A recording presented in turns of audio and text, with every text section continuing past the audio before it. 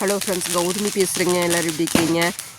எங்களோட தீபாவளி செலிப்ரேஷன் எல்லாம் வந்து சூப்பராக போச்சுங்க. நீங்களே எப்படி செலிப்ரேஷன் பண்ணாங்க சொல்லுங்கள். நம்மளாம் 90s கிட்ஸுங்க. நம்மளாம் சின்ன வயசில் பார்த்திங்கன்னா நமக்கு ஒரு சுருள் கேப்புமும் ஒரு துப்பாக்கி ஒரு கொள்ளு பட்டாசு வாங்கி கொடுத்துருவாங்க. கொள்ளு பட்டாசுக்கு வந்து கல்லை வந்து ரெடியாக எடுத்து வச்சு கொட்டி கொட்டி வெடிக்கணும். சுருள் கேப்புக்கு துப்பாக்கி ஒன்று வாங்கி கொடுப்பாங்க. அது ஒரு இரும்பு துப்பாக்கியாக இருக்குங்க.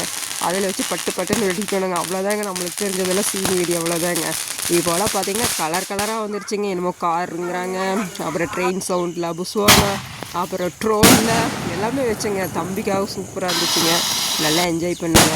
நம்ம என்ஜாய் அப்படிங்கிறத விடங்க, நம்ம வாங்கி வெடிக்கிற இந்த பட்டாசுனால வந்து பல பேர் குடும்பங்களை வாழ வைக்கலாங்க. சிவகாசியில் பார்த்தோம்னா பட்டாசு தொழிற்சாலை தான் அதிகங்க. அங்கே வந்து வேலை செய்கிறவங்களும் பார்த்திங்கன்னா இந்த வேலையை தவிர்த்து அவங்களுக்கு வேறு வேலை தெரியாது.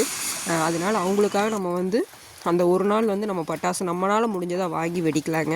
நாங்கள் நல்லா என்ஜாய் பண்ணுங்க. ஏன்னா நம்ம அன்னத்தனைக்கு சந்தோஷம் இருக்கிறோம், அதே மாதிரி அவங்களும் அன்னத்தனைக்கு வந்து சந்தோஷமாக இருக்கணும் அப்படிங்கிறக்காக நாங்கள் வாங்கி வச்சோங்க. இது பொல்யூஷன் தாங்க. ஆனால் ஒரு நாள் அப்படிங்கிறனால தினமும் இந்த பண்ணால் ரொம்ப பொல்யூஷன் ஆகிருங்க. நம்ம ஒரு நாள் தீபாவளிங்காட்டி நல்லா வாங்கி என்ஜாய் பண்ணலாங்க. நல்லா என்ஜாய் பண்ணங்க. நாங்கள் தம்பிக்காக வந்துட்டுங்க. போன வருஷம் அப்படிங்கும்போது சின்ன பையன் பயம் இருந்துச்சுங்க. இந்த வருஷம் நல்லா என்ஜாய் பண்ணாட்டிங்க. தேங்க்யூ.